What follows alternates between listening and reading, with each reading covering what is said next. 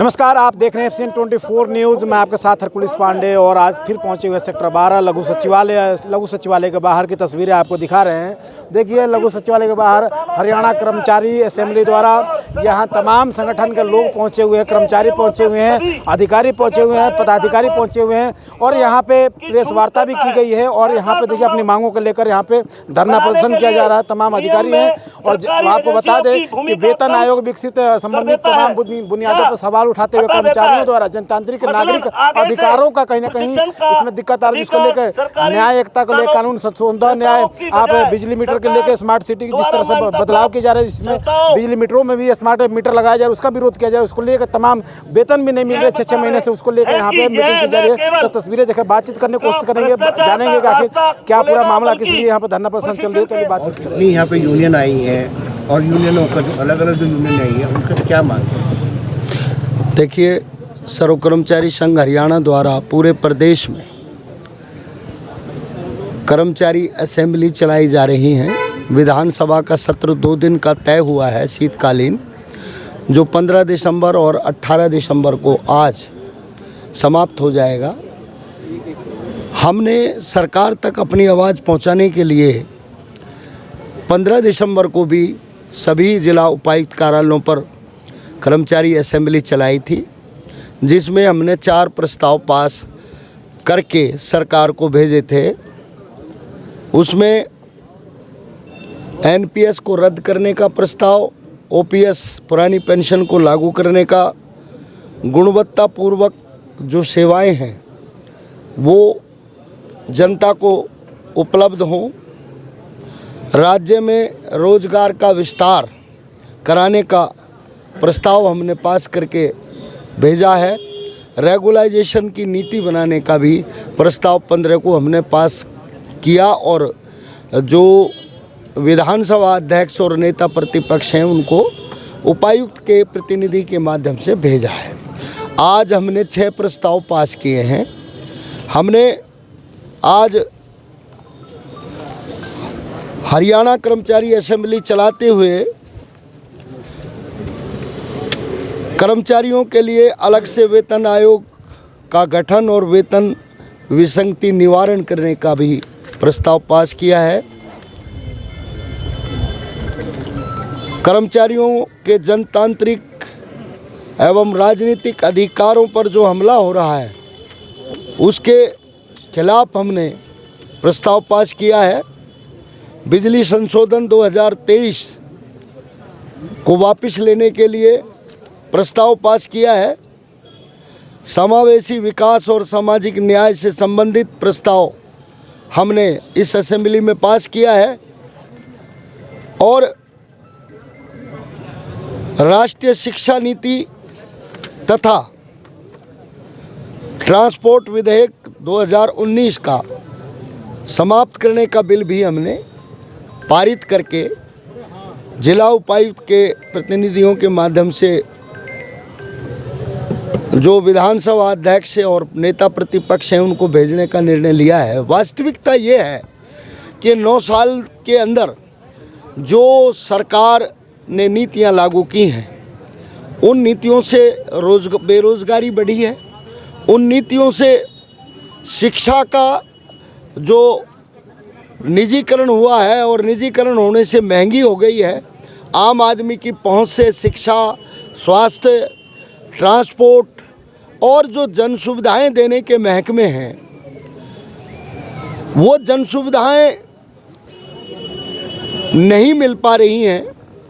कर्मचारियों के अधिकारों पर सरकार कुठाराघात कर रही है। कर्मचारी आंदोलन करते हैं तो उनके ऊपर हमला किया जाता है। ट्रेड यूनियन अधिकारों को ख़त्म करने पर सरकार तुली है। अभी पीछे नगर पालिका परिषद निगमों के कर्मचारियों पर नो वर्क नो पे का पत्र जारी कर दिया और वो लागू कर दिया। आंदोलन कहीं भी कोई कर्मचारी करता है उसके खिलाफ सरकार जो है पुलिस का उनके ऊपर जो सख्त कार्रवाइयाँ करके उनको आंदोलन को दबाने का काम करती है। प्रदेश में लगातार छटनी का दौर है।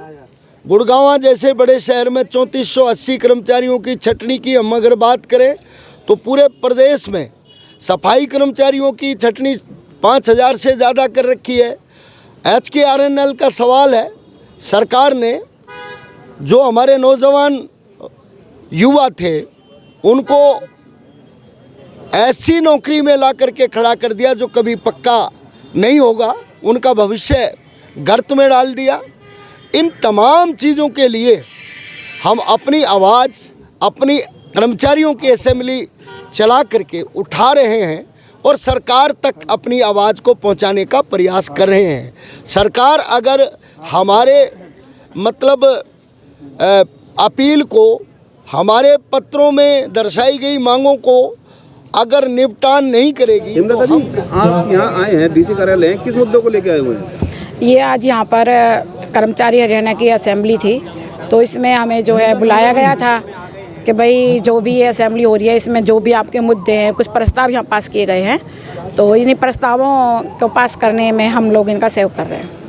नहीं, अभी सुनने में आया था आपकी जो इनकम सैलरी वगैरह है वो रुकी हुई है, क्या कारण, क्या बताएंगे? हाँ बिल्कुल, वो 73 दिन जो हम लोगों ने हड़ताल की थी, तब इन्होंने हड़ताल ख़त्म करने के लिए सरकार ने हमसे वार्ता की और जो हड़ताल के दौरान अगस्त के हमारे जो मानदेय बनते हैं वो इन्होंने देने का वादा किया था। एक नोटिफिकेशन भी इन्होंने निकाला था उसका लेटर का कि भाई इनका अगस्त का जो पैसा है वो इन्हें दिया जाएगा। लेकिन अब अगस्त के बाद जो है हमने अक्टूबर में अपनी हड़ताल ख़त्म की थी। अक्टूबर के बाद नवंबर निकल गया, दिसंबर भी निकल गया, 2 महीने हमारी हड़ताल को समाप्त हुए हो गए। लेकिन सरकार ने ना तो वो हड़ताल वाला पैसा हमारा डाला है, 6 महीने से हमारा मानदेय रुका हुआ है। और अब कहते हैं कि मुख्यमंत्री और स्वास्थ्य मंत्री की जो पहले एक थोड़ी सी अनबन चल रही थी, उस कारण थोड़ी हमारी फाइलों में हेरफेर किया जा रहा है, जो अभी सुनने में आ रहा है। तो हम लोगों ने इस विरोध में 14 दिसंबर को एक प्रदर्शन करने का विचार बनाया था और काफ़ी ज़ोर शोर से उसकी तैयारी भी की हुई थी। लेकिन 13 तारीख को ही वहाँ से सरकार की द्वारा हमारे पास फ़ोन आने लगे कि आप ये प्रदर्शन टाल दीजिए, आपका जो मानदेय है जल्दी से ही 3 दिन के अंदर खातों में डाल दिया जाएगा। और जो आपकी आशा ऐप बंद हो चुकी है, टेक्निकल के कारण उसको रोका हुआ था, वह ऐप भी आपकी चालू कर दी गई है। लेकिन अभी गूगल से बात हो के वो ऐप जो है दुरुस्त नहीं हो पा रही है, तो हम जो एक लिंक भेज रहे हैं उसके द्वारा आपका मानदेय डाल दिया जाएगा। वो लिंक दिया गया, आशाओं ने उस लिंक के द्वारा अपनी ऐप डाउनलोड की, लेकिन उस ऐप में जो पुराने तरीके से था कि उन्होंने निकाला था कि भाई जो है 129 रुपये पर डे के हिसाब से अगस्त मंथ के 7 दिन के इनको पैसे मिलने चाहिए, उसमें वही पुराना ढर्रा था, कोई उसमें नया चेंज नहीं किया गया था।